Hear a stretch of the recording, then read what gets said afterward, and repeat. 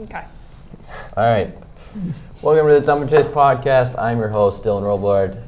Alongside me, as always, I got Nolan Chard to my left. Got some special guests again. Far left, we got Cale Hayes back. He was with us last week. And then we got Sophie Sciascia with us today, replacement for Dylan Forsyth. He's out. But yeah, we'll get into some topics. We got an action-packed episode for you. First, want to thank our crew again, behind the scenes and in the studio with us. A ton of things going on behind the scenes. We're very grateful to have them. All right, to kick off the show, we'll go to the Pittsburgh Penguins fire sale reports recently. What is Kyle Dubas really doing with the team? I know he was left kind of with a little bit of a mess from Ron Hextall, but I'm not going to blame that guy. Never will.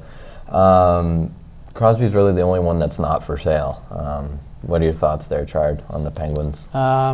I think they probably should fire sale, get as much picks as they can, because they kind of lost all their picks because they tried to build and win the cup, what they did twice, back-to-back in those years.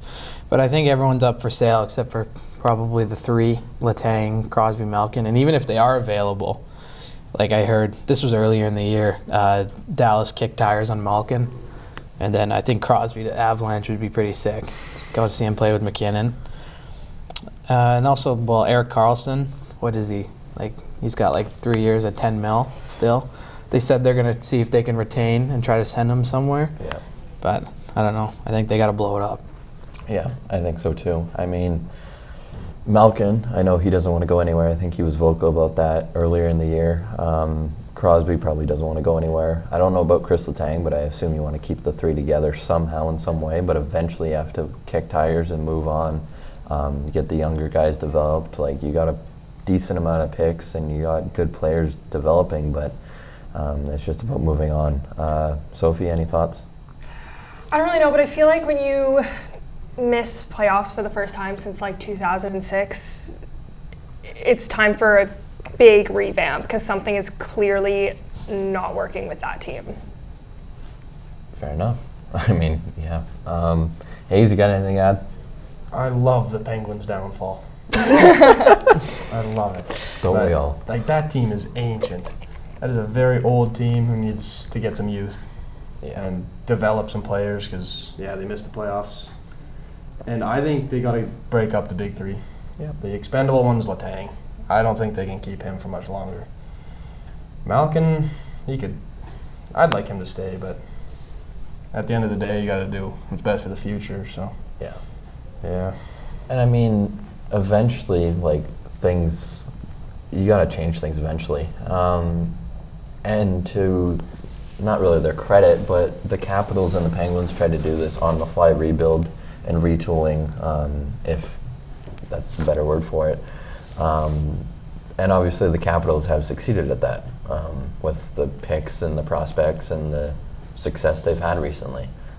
But the Penguins are the opposite of that, and they're struggling to figure out things. So, I mean, I'm fine with their downfall. I think it's time to move things around, obviously as a Flyers fan, but it's not the same when the Penguins aren't good. It's kind of weird seeing them on the downfall and not succeeding as they once were.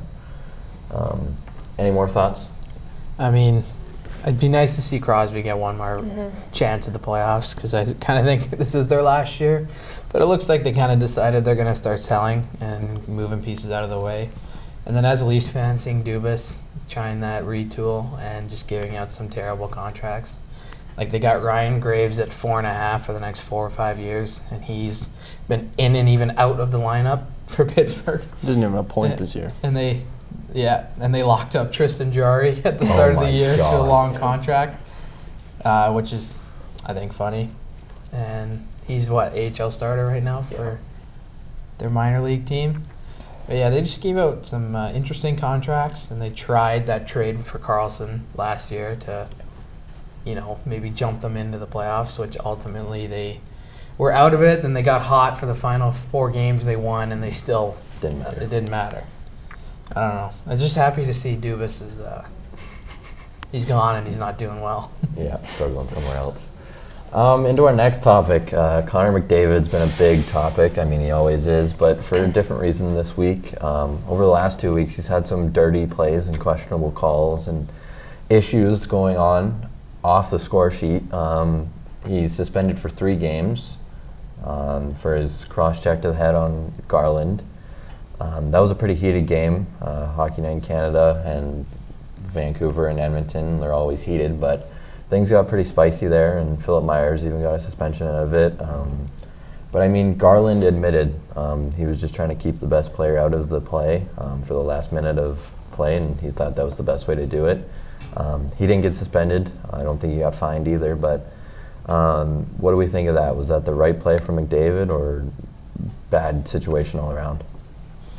I think Garland was being a nuisance, and he was causing problems. McDavid obviously took it way out of control, but I like to see Connor McDavid getting treated like a regular human being in the NHL. And one thing about me is I am almost never a McDavid defender. But at the same time, I like to see him showing an ounce of emotion. One of my biggest issues with him is he has no personality, and that, I don't know, that's a big thing in the NHL in this new age. And so I like to see him actually putting up a little bit of a fight. But it's nice to see him. I mean, even Corey Perry said, why aren't we protecting superstars? Every other league does it. They protect their superstars, and that just annoys me. I like seeing Connor McDavid getting suspended. I like to see him getting what he deserves for an overreaction. Yeah. I tend to agree a little bit. I mean, I'm kind of on the fence with both sides here, but I think you can't not punish your star players, no matter if people are coming to see them or if it's out of character for them. You can't not let it go. If McKinnon does something like that, you gotta suspend him. If Ovechkin does something like that, you gotta suspend him. Like, maybe 3 games is a little too much. Maybe you give him 1. But over the last 2 weeks and the way McDavid's been playing, I mean, the 3, I think, is right. But also, again, it's a boiling point for him, I think, right? Like, he's been pushed around a lot recently, too. He doesn't really have an enforcer type like Wayne Gretzky did back in the days with Mick Sorley and those kinds of guys. So, I mean, eventually he has to stick up for himself. But, Chard, I know you have a big voice and of opinion on this one. So what are your thoughts here? I don't like the suspension. He definitely should have been suspended. I think 1 game, just so we can get him back in the lineup against Vancouver on Thursday. Just police their own thing, kind of figure it out. And the only reason I think he got 3 games is because of the suspension from Siplikov a few days ago or last week, which was just outrageous, by the way. He got called for the major. They reviewed it. They took the penalty away. He played the rest of the game. Then the player safety suspended him 3 games. Yeah. And they're known for protecting the refs. If it's like a super dirty play and they don't call a penalty, they usually never fine him. Yeah. Then after that, he gets 3 games for a hit that was arguably not even close to a headshot, and the ref kind of took it away. I don't know. I don't think it should have been 3 games, and I think it would have been awesome. They were just gifted one of the most viewed games if they gave him Myers and McDavid 1 game each, and then it's Canucks Oilers in Edmonton on Thursday night, but now they both missed that. Yeah. I mean, I wouldn't say he was a headshot. I mean, I think Ryan Poehling, I think it was a clear headshot. He's been out. He's got a concussion now. He's been out. He's on the Flyers IR. So, I mean, it is what it is. I mean, I would consider it a headshot. I think the 3 games was the right call, but I also think it was silly of the league, and because they're 2 different departments, right? Like the NHL and then the NHL player safety. So it's weird and different to see a call after the fact, a day later, be suspended for something that was completely taken off the board. Yeah. But I think he should have been suspended. Hayes, on both, I guess, situations, the Poehling and the McDavid here. Yeah, that Siplikov hit was clean as day. I don't care. That was first point of contact was the shoulder. Just Doesn't happened. matter. Read the rule book. Doesn't matter. I don't care. It's a soft league. It's a soft league. And like that McDavid play, that's how you got to play those top guys. Get in their heads. Garland's a pest. He played it perfectly. Got their best player out of the game for the next time they match up. So, I don't know. That's how you got to play those guys. Make them frustrated. Piss them off a little bit, and it paid off for them. obviously got the best player in the league out of the game for a while. So Yeah, I mean, fair enough. I mean, Yeah. do what you got to do. Even Ovechkin said when they played the Oilers, I believe it was last night as of Tuesday, Ovi was like, well, it's unfortunate for them, but good for us. And they kind of took it to Edmonton there last night. So, all right, the main topic of our show today, the Calder race. We're going to revisit it. We visited at the start of the season, and we gave our predictions on who would be in the race and who would kind of be in the, I guess, the top 5 here. We know Dylan Forsythe said Cutter Gauthier. He's kind of fallen off a cliff, and he's like bottom 10 of the Calder race right now.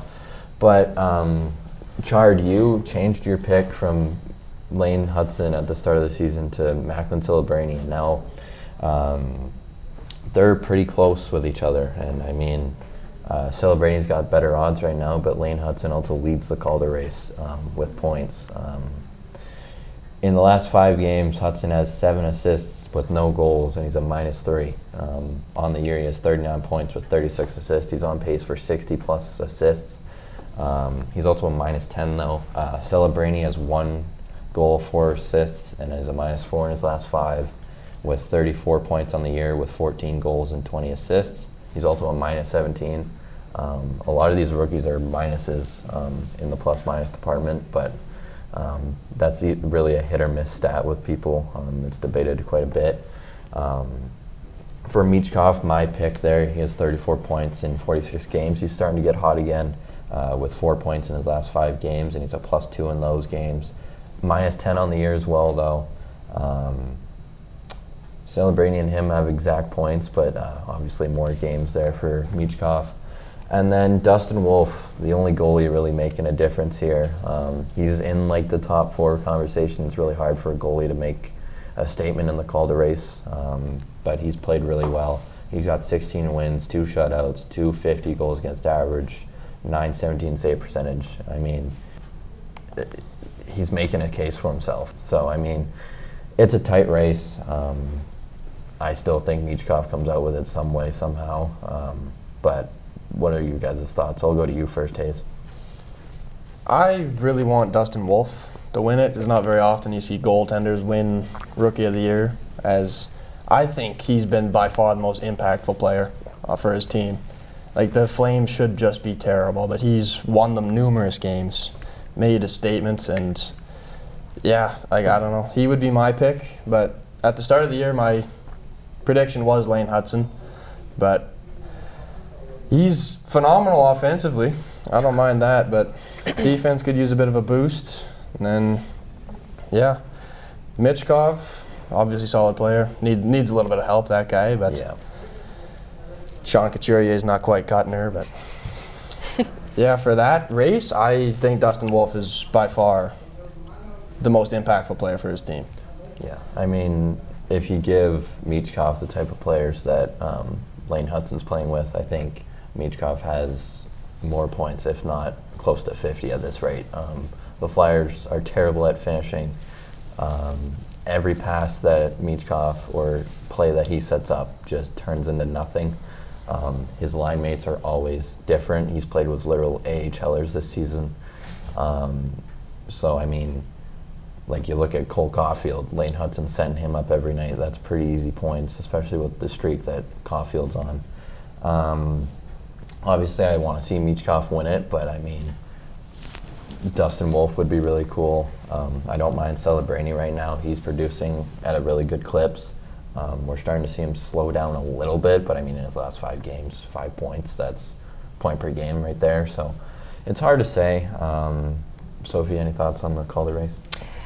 I mean, I'm predicting Celebrini is going to take it, and I wouldn't be mad about it. I think he's doing great. I mean, he's giving me an average 2.7 points a game in my fantasy, so I'm not upset with him. I think he's doing fantastic. But I would love to see Dustin Wolf. Obviously, I'm a little biased for being a Flames fan, but as a Flames fan, I've seen the team struggling so much in honestly every single aspect, but specifically with their goaltending. We had Vladar and Markstrom on such a kick, and then they both just, well, we all saw what they did, but So having Dustin Wolf it's changing a lot, and I think it's really bringing up the team morale as well. And you never see a goalie get Rookie of the Year, so I think that would be fun. But I think it's going to be Celebrini, and I'm not mad about that. Yeah, I mean, fair enough. I'm just looking up here. Goalies that won the Calder. When was the last one? Holy cow. Been a long time. I'll let you guys guess. Okay. What year do we think the last Calder Trophy was for a goaltender? I have no idea. Who was the good rookie goaltender? It's been a long time. So basically, we were children when this happened. Okay, it's not that long ago. Was it Cam Ward? No. No. If you really Did he think win? about it, you could figure this out. I'm sure I Is he still could. playing? Yeah. Currently, I don't even know what team he's on. he's right like now. a fucking- Actually, is he still playing? Find the team. It's gonna be like a fucking. Young goalie. It's like a G He was a calendar. Columbus Blue Jacket. He Bob? was or is? Bob? He was a Blue Jacket. No, it's Steve not Bob. Mason. Steve Mason. Yeah, Mason in Steve 2008, Mason. 2009. If Yeah, I you look knew at that his too. numbers, Actually, not as long ago as I He thought said it was. children. I was a baby. Yeah. if we compare numbers here currently, a 916 won Mason the Calder, and Wolf has a 917 right now. That was also a lot He played lower. 61. Yeah. He had 61 starts, so that's As a lot of- rookie, wow. As a rookie, that's Yeah, a well, lot I don't of think. starts. I don't know. Wolf might touch that though. He might reach that. Yeah, so I mean, it's gonna get 50. very rare that it happens. Only 3 times since 2000 we've had a Calder that was Yeah. a goaltender. Nolan, your thoughts on the Calder race here? Well, before our first podcast, I had Lane Hutson as the guy, and then I saw that he's getting paired with David Savard in the pre-season and in training camp. So I quickly revoked that statement, and then I went over and picked Celebrini, and I guess they're kind of 1 and 2 in the race.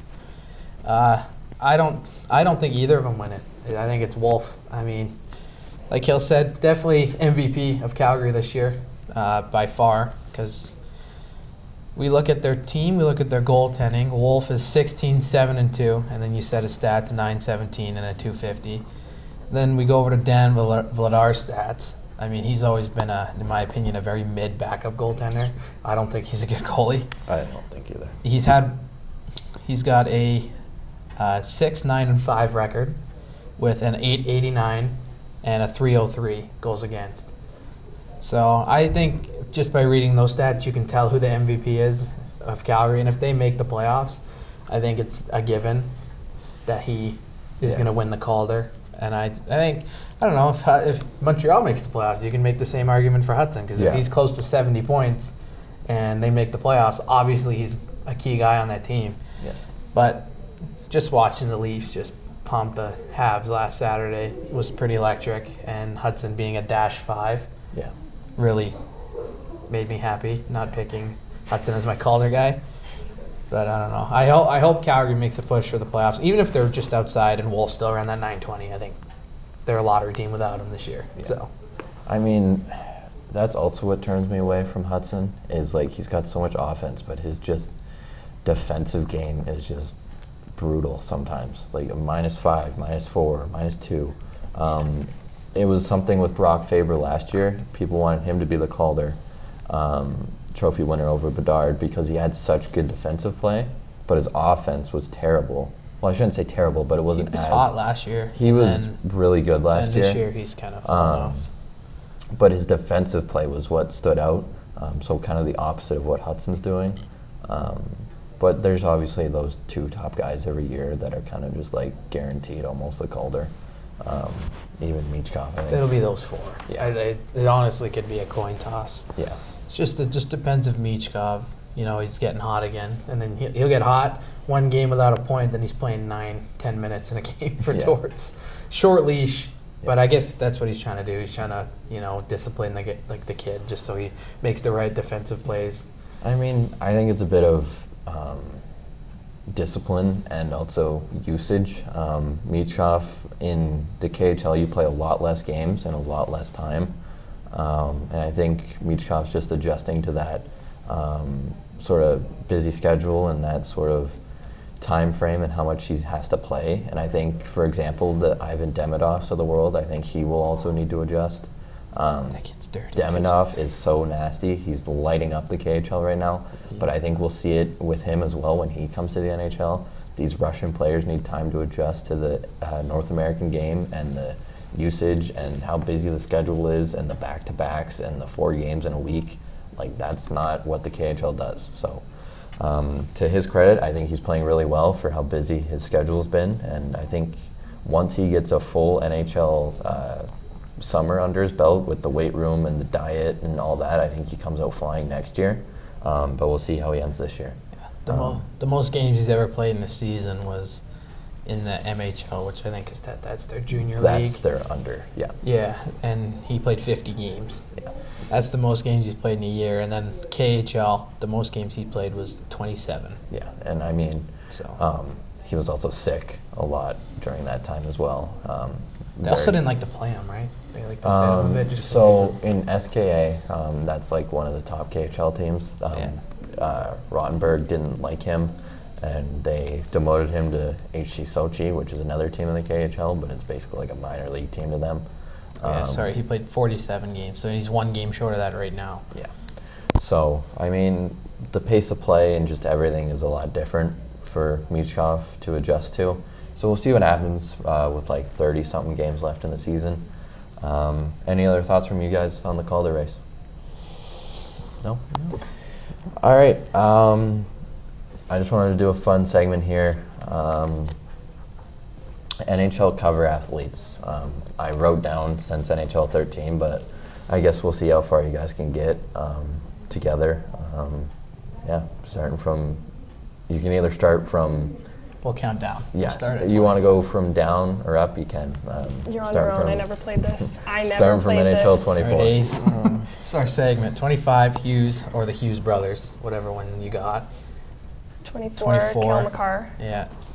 23. That'd be Zegras and Nurse. Zegras Yeah. and Sarah Nurse. 22 Matthews. 21 Ovi.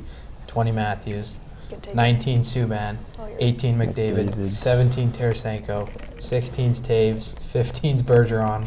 14's Brodeur. 13's Giroux. 12 Stamkos. 11. I think that's Taves again. And then 10's Kane. And then 9's Phaneuf. And then 8. Is this Eric Stahl? And then 7's Ovi. Yep. And then 6 is LeCavier. Yep. Did you make a Quizlet to study for this? No. Holy. No. He just plays 11. Holy. No. I just know the 05 games. we're on. That's that Pronger. Nope. I have no 05. idea. This is where I lose Oh, it. no. I get He's stuck a at Canuck. 06. It was a Canuck. Naslund? Yeah. Oh. 04. This is Thrashers. the Ginla one. This is the year they had 3 different athletes, didn't they? Yeah. One of them Ginla. was Ovi, or Ginla, and then I can't, like Javier again, and then another guy. I can't remember. Danny Heatley. Danny Healy. That's the year he got in that accident, right? Yeah. Ah. 2003 is a Ginla. Mm. And then, do you know 2002? No. Penguin. Lemieux? Yeah. Oh, I did 2001. know that. Oh boy. A Shark. I don't even know who this is. Chichu. I don't know. Owen Nolan. Owen Nolan. He made yeah. a cover? He's a cover athlete. Look at That's him. crazy. That guy I only know him from Minnesota. Wayne Gretzky, NHL Slapshot. It's the only relevant We're the trail. sequel to NHL 21. Ovechkin was the cover of the NHL 94. Do you know Reload 2000? too. No. Penguin. Or Blue at the time. Is that Gretzky? No. You said him already. Me? Pronger. You said him. Oh, Pronger? There you go. 99. Dude, I don't know. I'm like, I got lost after 06. Shell Flyer. 99. Flyer? Is it a goalie? No. I don't know any. Think back. You know. Who's the top guy for the Flyers back then? Oh, Lindros? Yeah. Alright. This one's an Av. 98. Joe Sakic, right? Peter Forsberg. Yeah. Yeah, I was just going to say Forsberg. 97, Florida Panthers, goaltender. Who the hell was the goalie for the Panthers? 97. 97 Panthers goaltender. Do I know him?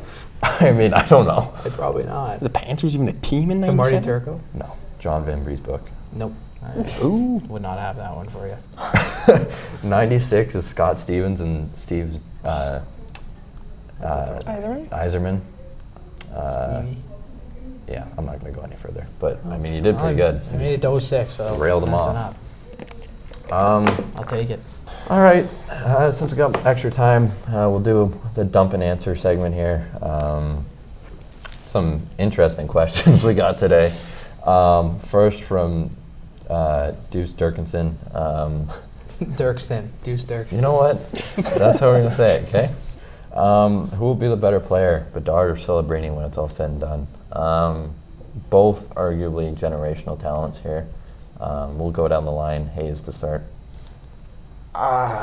Bedard's obviously just the goal scorer. If he gets help, we haven't seen him with much help. Then if he gets like a winger at least, I think he can be better. But you could say the same for Celebrini.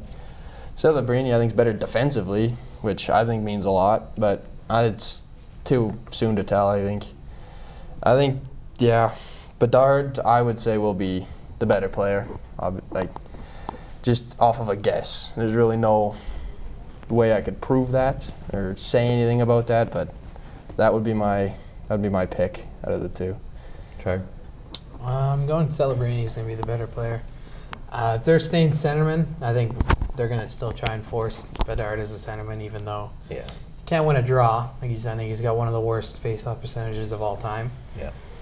But I don't know. Celebrini's good at center. He plays defensively, which like Cale said, very important on a winning team.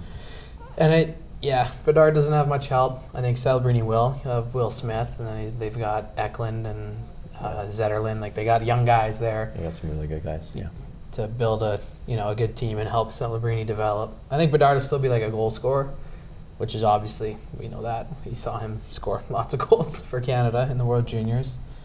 But I think Celebrini's better just because he's more two-way, and I think I don't know if I should say physical game. They both don't really do much physically, but I don't know. Celebrini's better defensively, which I find more important as a centerman. To not compare them to Crosby and McDavid, or Crosby and Ovechkin here, but would you say that Bedard's more of the goal scorer like Ovechkin, and then Celebrini's got more of the all-around game like Crosby does? Yeah, I'd say the Crosby and Ovechkin from Wish. It would be Bedard and Celebrini. That's about it. But I don't think they're going to be anywhere near those two. Yeah. Bedard obviously was the most hyped prospect since Crosby. Even more hyped than McDavid, I felt. Yeah. Because the World Juniors, he was the leading goal scorer. He's all-time leading goal scorer. Yeah. But, and then obviously a little bit of disappointment. He's kind of got a bit of a slump going this year. But That's also one of the questions we got here. I can't say I want a rivalry between the Blackhawks and the Sharks. Yeah, so that's not paying to see that. Yeah. It's a lose-lose situation. Sophie? I always hate to do this when players are so young, but I think Bedard is going to be the best player out of the two of them. I just feel like there's just something so different with him, and we all saw it in the World Juniors. There's just like this insane natural talent, which I don't think Celebrini doesn't have. I think he's very talented, but I just have always seen something different with Bedard. And I think if we give him some time for him to get fully into his groove and really flesh out the kind of player that he is and be able to show that, I think he's going to be deadly. Fair enough. My pick's Michkov. I'm just kidding. This is really hard. I mean, I also didn't think Celebrini was going to have this much impact when he first came into the league.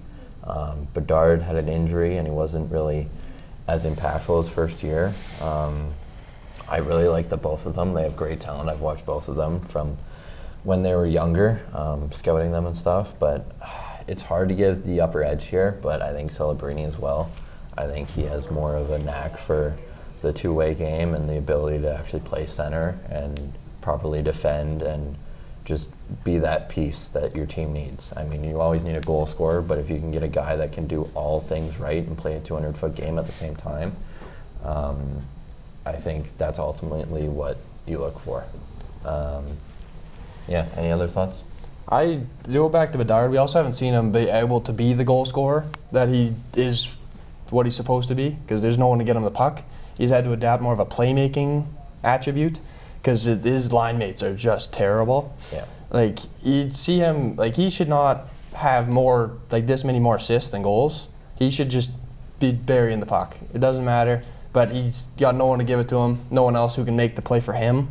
He's kind of got to carry that whole team on his shoulders and make everybody else score the goals and make the play. So yeah, we've seen it all year and even last year. Like, he does a nasty play or sets something up and then just no finish. Yeah, like that clip where he dances that whole team with Bertuzzi, and then he passes it to Bertuzzi and he dumps it. He goes Roman James. Yeah, like, unreal. Get that guy a teammate and maybe. I mean, like, he's not even having a bad year. But goal scoring wise, this is going to be probably one of his lowest ever. He's on pace to play the full year, and he's only on pace to have 23 goals. Yeah. Like, that's some of the lowest scoring ever at any level for him, at least pace wise, for a full 82. He's at 13 goals right now in 47 games. Like, for him, maybe if his assists and goals are flipped, and he had 28 goals at 47, then we're not even considering having that this conversation at all. Exactly. But I don't know. He's made us that goal scorer. Yeah, and I mean, it's hard to have the conversation as well because Bedard's older at this time, and they're two different drafts. But I mean, it's a good conversation to have and something to keep an eye on as their careers develop and continue. But like, it's just really hard to say right now. He's also in year 2 at the Hawks, and he said it. Yeah. He's sick of losing. I was going to say he's also tired, and he doesn't like what's going on in Chicago right now. He's fed up. He's not the same personality guy. And not that he ever was. I mean, interviews and stuff, he's like the McDavid. He doesn't really care to – he just wants to play hockey, but he's not enjoying playing it right now, and you can see it. So we'll see what happens. After that first year, he's like, I don't know if you ever saw that interview. He's like, it's hard. Yeah. It sucks to lose. I hate losing. Yeah, I mean, you want to hear that, obviously. You're in Chicago, buddy. And then they tried adding a bunch of pieces, and they added a bunch of middle 6 and bottom 6 guys to, Tyler Bertuzzi is not a top liner. They're not even skilled guys. And you're still bottom 5, so. Yeah. One of my buddies, Lachlan, who's your dream guest to have on the podcast? If somehow, some way we could get anybody on the podcast, Chard. Sidney Crosby. Oh, well. I think that's one of the easiest guys, Canadian icon. I mean, I don't know. I think he's got a pretty sweet personality as well. I don't know. He's pretty much done everything he can in the NHL. I think that's probably a pretty easy guy to talk to. Yeah. And he was spotlighted as a young kid, and he thrived. And he pretty much took that Penguins team 3 cups. Yep. So, pretty easy guy to talk to. Or even going off the board, Paul Bissonnette. That's my answer. Sick personality Paul as well. Bissonnette would be great. He's super funny. He's super funny, and I love him. I listen to that podcast every time it's out. Yeah. So. I mean, I met him, I think it was last year, 2 years before that. And I wish we had this podcast because I should have contacted him and been like, you want to be on the podcast? Because, like, he doesn't have text messages open. He doesn't have an email. I'm like, well, because I would love to have him on the podcast. I think that would be my dream guy. He's electric, dude. Other than a player. Sophie? I think I have to agree exactly with Nolan. I think Crosby or Biz are the perfect people. Like, I couldn't ask for anything else. Yeah. I'll take anyone, though. Yeah. I mean, you got to think of podcast personalities, too. Like, you got to think of the... You're not looking for like McDavid. any of those 3 guys. Yeah. Yandel. Yandel's a beauty. Whitney or Bissonnette. Like, that podcast, that's unbelievable. Yeah. And even for, like, a reporter side, I want, even Bukowski's from here. Mm-hmm. He did this program. Mm-hmm. Or Elliot as well. I don't know. It would be huge, yeah. There's a lot of guys I like to have on here. Yeah, for sure. Which would be really cool. Hayes? I want to take that question like a guy who I'd like to sit down and have a beer with. I got 2 answers. I got Alex Ovechkin and Phil Kessel.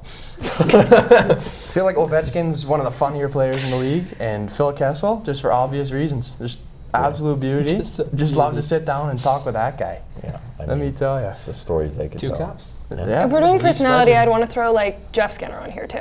Yeah. I think he would be really He's fun. funny, yeah. Yeah, fair enough.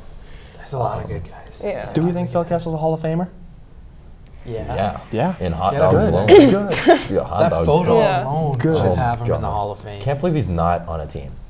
Yeah. He's Even a as like free a locker agent. room guy. He needs like 6 more points to hit 1,000. He's a free agent. Nobody His, wants him. his Iron Man streak's still alive. He just needs to get a chance. He needs a contract. He's But just now- out there playing poker. Now he's a poker. He's sponsored by the World Poker Tour or whatever Yeah, in I Vegas. saw him playing that. And he has his tournaments. I don't know how to say this guy's last name. Shell? Yeah. Braden Shell. Yeah. Braden Shell. Braden Shell, going back to Bedard here. Would you consider Bedard generational, and thoughts on his sophomore slump? Sophie? I think he absolutely has everything to be generational. I have no issues with that. My thoughts on his sophomore slump is give him a break, is honestly what I have to say, because we see this every goddamn year. There's a rookie or someone really young that has a bit of an issue and they're like, oh, and he's done. And he's done, and he sucks, and he's washed. They did this to Jack Hughes in his rookie year. They're like, oh my God, he sucks. This is the worst first round pick. And look at him now. Like, it's just like, you have to give these kids a goddamn minute. They're going from such low leagues to the NHL. And especially people like Connor Bedard, who got drafted and is the only good player on his team, carrying his entire team. Give him a second. Like, actually cut him some slack. Like, I think it's, yeah, he's not producing very well this year, but he doesn't have anything else to work with, and he's like 20. So that's what I have to say on the topic. I mean, that's fair enough. Bedard has no help, and I think, I can't speak for him, but I think all this media and all this attention that he's been getting, it eventually picks up with you, and people talk about how you're not playing well or how things aren't going well, and it gets to you, and it affects your game in a lot of ways, and I think that's also an issue for him, is just getting his feet back under him and having to deal with all this media pressure and even the team pressure. When you're not playing good, they look to you to be that top guy, and if you're not answering the bell, it's hard to regroup and come back and get back into your way. So Well, also in this new age, athletes are celebrities. Yeah. So you are not just playing your sport. You can't do that. You have to like have this figure. You have to do a press conference after every single game, after every loss. Like, it's a lot of pressure, and he's literally got it all on his shoulders right now. Right, dude. Chard. Generational. See, every generational player has a second guy. Matthews has Marner, even Nylander, or You're saying Tavares. Matthews is generational. Yeah. He definitely is. He definitely is. He's almost is. scored I 70 won't goals. I won't debate that. That's fair. And then Crosby had his Malkin, and then this guy McDavid has Draisaitl. Like, everyone's always got a second guy. Bedard's got Taylor. healthy scratch Taylor Hall. Hart winner Taylor Hall. Hart winner and recent healthy scratch Taylor Hall. Tyler Bertuzzi. Like, I don't know. Maybe what if the Ducks did win that lottery? Like, would he be better right now in Anaheim? Probably. And would we be not, like, I think he would be 100% generational if he's in Anaheim, because he's got pieces behind him. Yeah. Chicago, there's no pieces, or they have pieces, they're just not there yet. Yeah. They're not at his level ready to play right now. Yeah. But I think, I don't know, generational is a hard spot to put him in right now. All those generational guys came flying in right away. Like, Matthews, 30 goals first year, Crosby, 100-plus points, Ovechkin, 100-plus points. Yeah. Like, I don't know. It's a hard spot to put him in, and yeah, I understand he's got nobody. Yeah. So it's a gray area. Yeah. I don't know. You can flip a coin. Yeah. And I mean, generational is thrown around a lot these days, and like those kinds of words. Like, you look at, people think Lane Hutson's generational. They think Ivan Demitov's generational. Well, that's just Montreal fans. And well, people, like a lot of Flyers fans, even think Michkov's generational. Like, generational is a word where you only have a certain amount of players in a certain generation that are and it's to a that complete standard. franchise-altering guy. Yeah, and obviously you look at teams that struggle, and yeah, they're really effective and they change your franchise, but are they generational on another team? Like, say, if Michkov played in Pittsburgh, or Pittsburgh's not really a good choice, but like the top of the league teams, like the Capitals, like, Yeah. is he if any of those teams above him picked him instead of being picked at 7. So, I mean, it's hard to say. Hayes? I don't think you can have the title of generational necessarily unless you're obviously just like the best of the best, like McDavid. But I think you need a Stanley Cup to be like completely generational and flip a franchise. I think you need to beat the best to be the best. So, Ryan O'Reilly. McDavid's not generational. Well, obviously, like he's an exception, but still, he's gonna win. To your argument, he's gonna win. To your argument, for the record, Nicholas Aube-Kubel is generational. I would not say that. He's got a cup. He's got a cup. I would call Nathan McKinnon generational. I would call Cale Hayes generational. Yeah, they have 3 generational guys. Yeah. They're a powerhouse. Yet again, franchise or altering. 2. They got there's another guy, Yeah. but Art doesn't have another guy. Yeah. I think that's what's kind of And making this a whole and I conversation. don't know where you get that guy from. Like, are you just gonna get a top pick again? Like, I don't know. I got to develop TJ Brody, I guess. Okay, moving on. Last question. This one's from my buddy Cardi. The Rangers. What do the Rangers have to do to turn their season around? I don't even know where to start with this one. They're like the Predators. They're a team that was expected to be at least better, a lot better than they are, and they're just struggling. Hayes, do you have any thoughts? Like it's a good team. Obviously, they were the regular season champions last year, and their roster didn't change. Like, you know what they can do. I think like just give it a break. Like teams have rough stretches. You have last year the best team in the league, and now they're struggling, obviously. But like, give them a chance. Get them like, I don't know. Let them figure it out. Let their guys get their feet going. Like, Panarin's had a bit of a slump. He's their top guy. Zibanejad's obviously been terrible. If there's one thing I would do, it was get rid of Zibanejad. Because they're obviously shopping like K'Andre Miller and Ryan Lindgren and all those guys, but I don't think they're the problem. Yeah. I think Zibanejad is one of the main staple points of that team's downfall. I think the Four Nations break will benefit them greatly. Some time away and just rethink things. But like New York and the top teams, they need answers quickly. They're big teams that if something's not going right, it's a quick switch. Like, fans started to complain about the Rangers when they were above 500. Like, they had a 12-4-5 record and fans were pissed right off. Yeah, well, they are in a way worse spot if they don't have Igor Shesterkin. Yeah, for sure. And Shesterkin took a shot at, who was it, Tkachuk? Tkachuk, the other night. That was good. That was a good That shot. was funny, yeah. But yeah, I Smoked think them the too. Four Nations break will benefit them greatly. Yeah. And just kind of reevaluating things. Chard? Yeah, I mean, they just panicked. They had a bad start. I mean, that management, I think, did a terrible job with what how they handled some guys, like Barclay Goodrow. Asked him if he wanted to be traded to San Jose. He said no. And then New York called San Jose and said, hey, we're putting this guy on waivers. You can have him for free. And then because he had no trade clause, he gets put on waivers. San Jose picked him up after he said, no, I don't want to be traded there. Yeah, and they were going to do the same with Trouba. But Yeah, they laid down 3 offers or however many it was in front of Trouba and said, pick a place or you're on waivers and you're going to this team. So then he picked Anaheim in the end, which I think the Rangers are kind of crazy for that. I don't know what the big panic is. I think the panic all started. They lost in the conference finals to the Cup champions. Like, there's not much to their goal is Cup right now, or they're changing everything. Yeah. Which to me, kind of makes sense. But don't get rid of the guys that got you. They're pretty much there. Yeah. Like, add other pieces around it, and then obviously Zibanejad's been awful this year, and he's 8.5 till 2030, so 5 more years, and he's got no move clause. So that's a hard contract to get rid of.